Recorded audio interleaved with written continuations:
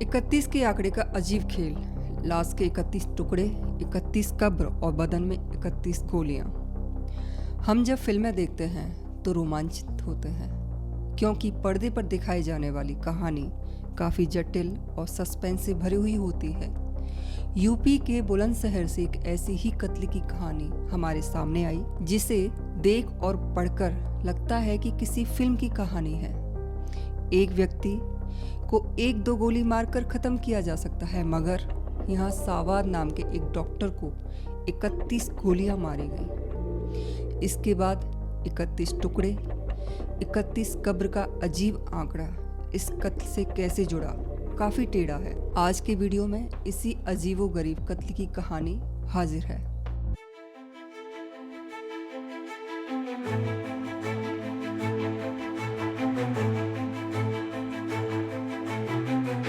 नमस्कार दोस्तों, मैं हूं एडवोकेट मंजू कुंतल।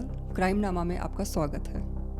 अगर आप चैनल पर नए हैं तो सब्सक्राइब कर सकते हैं। अब बात करते हैं इस अजीब पैटर्न से भरे कत्ल की।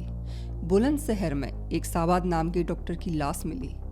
पोस्टमार्टम रिपोर्ट में बताया गया कि शरीर में 31 गोलियां दागी गई हैं। यह भी बताया कि इसकी मौत 1-2 गोली लगने के बाद हो गई। इसके बावजूद इतनी सारी गोलियां क्यों चलाई गईं? पुलिस को रंजिश के एंगल नजर आने लगा। तभी कोई आदमी इतनी गोलियां दाग सकता है। परिजनों से पुलिस ने पूछताछ की कि क्या डॉक्टर साहब की किसी से कोई दुश्मनी, धमकी। परिवार वालों ने कहा कि उसकी दुश्मनी तो छोड़ो, तू मैं भी नहीं थी। बहुत सरल और सीधा आदमी था। घर वालों ने किसी भी रंजिश के एंगल होने से मना कर दिया। पुलिस को समझ नहीं आ रहा था और उनका दिमाग लगातार एक ही बात पर अटका हुआ था। आखिर 31 गोलियां क्यों मारी? ऐसे गुस्से और बदले में ही किया जा सकता है। इसलिए पुलिस जांच अधिकारी इस बात पर आश्वस्त था कि कोई तो ऐसी बात है जो दबी छुपी पड़ी है। रंजिश का एंगल तो इसमें जरूर है। पुलिस अपने सवालों का उत्तर तलाशती तलाशती पहुंची हापुड़ हाजीपुर इलाके में इरफान खान नाम के व्यक्ति का कत्ल किया गया था। उसकी लाश के 31 टुकड़े किए गए थे। हत्यारों ने लाश के 31 टुकड़ों को अलग अलग 31 कब्रों में दफन किया था। अब पुलिस की कड़ी से कड़ी मिल गई। पुलिस के सामने एक तथ्य आया। एफआईआर में जिन 4 लोगों को नामजद कराया वो इरफान के ही भाई और दोस्त थे। जांच आगे बढ़ी और इरफान के भाई ही सादाब के हत्यारे निकले। And now you must be thinking that Irfan को किसने मारा था? क्या सादाब ने मारा था? नहीं, सादाब के भाई ने इरफान को मारा था। भाई हाथ लगा तो उसको मारकर बदला लेने का काम पूरा किया गया। इस मामले में कानून क्या कहता है और कितने एंगल हैं, उन पर नज़र डाल लेते हैं। बुलंदशहर सादाब हत्याकांड एक सनसनीखेज मामला है जिसमें कई कानूनी पहलू सामने आए हैं। यह घटना बदले की भावना से प्रेरित थी, जिसमें दिल्ली से भाड़े के शूटर बुलाए गए थे। इस हत्याकांड में मुख्य रूप से भारतीय दंड संहिता आईपीसी की विभिन्न धाराएं लागू होती हैं। धारा 302 के तहत जानबूझकर हत्या का मामला दर्ज किया गया, जबकि धारा 120V के तहत आपराधिक साजिश का आरोप लगाया गया। इसके अलावा इस मामले में अवैध हथियारों के उपयोग के लिए शस्त्र अधिनियम भी लगाया गया है, जिससे अपराधियों को और सख्त सजा मिल सके। इस केस की जांच के दौरान भारतीय साक्ष्य अधिनियम 1872 का पालन किया जाएगा, जिसमें घटनास्थल से बरामद हथियार, सीसीटीवी फुटेज, मोबाइल रिकॉर्ड और गवाहों के बयान को महत्वपूर्ण साक्ष्य माना जाएगा।